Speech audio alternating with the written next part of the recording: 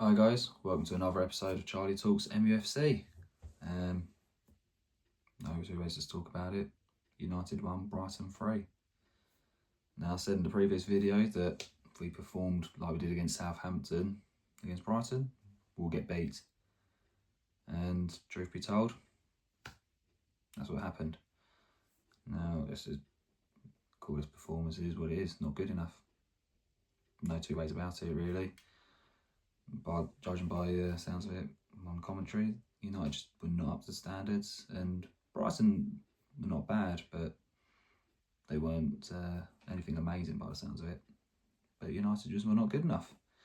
Now, to start off, can you look and say, is it the system? Personally, for me, no. Because even when you was playing with a back four under the previous manager, there was still, okay, they were 8th instead of 12th, 13th in the league, but it was still nowhere near good enough. They were still getting beaten by the likes of Bournemouth and Brighton and Newcastle at home, whether it was in the league or in the cup. So yeah, it's not that, and the fact that the manager's not even had a chance to bring any new players in to try and sort this system as well. Like wing-backs are crucial for the system that it seems like Amrin wants to play. Dallow's not a natural wing-back. Mazraoui, a decent player, but again, not a natural wing-back. So just that alone is crucial to the team. And when you're having to put square pegs in round holes, it's only going to feel for so long. It's only going to work for so long, sorry. But yeah, and then the thing is though, with the PSR issue, things United up against, it's not like Amrin has abundance of cash to spend. He doesn't. He's very much restricted by sales before he can buy anything, or buy anyone in, or even get a loan in. I mean, Anthony today was brought on when it's expected he's going to be going out on loan, maybe by the end of the week, maybe even sooner.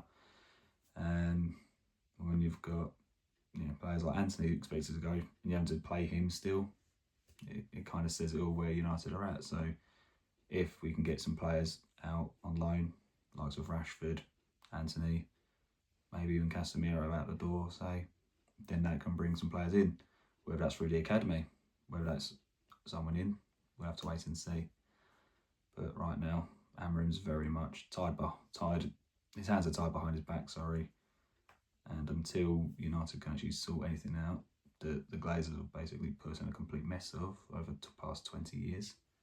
And misspending by the club, like 88 million on Anthony. And, just poor transfers in general. Wasting money, paying players top-end wages that should be that worthy of teams being in Champions League final, and they're barely scraping Europe. Or in this case, 13th, 14th, 12th, wherever, in bottom half of the table. Not good enough. One thing about his performance as well is United had one shot on target all game, and that was a penalty. Not a single shot from open play, like nothing. So that kind of says it all really, when you're performing like that at home against a Brighton side who are known for giving you chances. And unfortunately, United just didn't seem to turn up today. Now to talk about Andre Onana. 18 months ago, he was bought in for £50 million. And even on his first game, he gets lobs from the halfway line in a friendly against Lon. Okay, United win that game 3-1. But when you get lobbed from the halfway line in your home debut at Old Trafford, it's a friendly, doesn't seem great. Okay, he's had some moments where he's pulled off some very good double saves, most notably even this season against Crystal Palace, against Fenerbahce, against Southampton during the week. He had a very good performance against Southampton actually during the week. But when you're looking over the course of his time here, his errors in Europe alone were a big factor, probably was to United win out of Europe. It fought for 2 goals against Bayern Munich. It fought for 2 goals against Galatasaray at home and again and away. So automatically you've got 6 errors against your name already there alone. And then this season, you only got to look from December, where he's at fault for arguably 2 of the goals against Forest.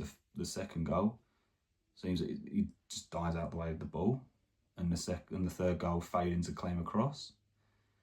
Then you had, I believe it was the Pilsen game in Europe, a very, very poor back pass and gives Pilsen the lead. Okay, United go on to win that game 2-1. But again, that's another error. Then you had the Wolves game on Boxing Day. A simple corner that comes in, can't deal with it. And it goes past him and goes in the net. And then today, listening to commentary, it sounded like the second goal doesn't claim the cross. And the Brighton player puts it in the back of the net. And then the third goal, I don't even know what he's doing. Comes out to collect a ball along the floor. Routine, something he does every day in training. And just makes an absolute howler of it. Brighton didn't even have a chance. There was no danger, by the sounds of it. And all of a sudden, Brighton are 3-1 up. So is it a case that he's costing us more than he's helping the club? Possibly.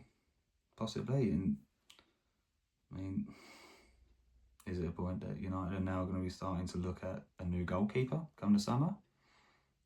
I wouldn't blame Amorim if he wanted a new goalkeeper in, because this is a guy that the previous manager brought in, and quite frankly has had more down moments than up moments from what I recall at this moment in time. So it's very disappointing. But I think that's the down to earth that United have not saying needed, but it's a hit down to earth.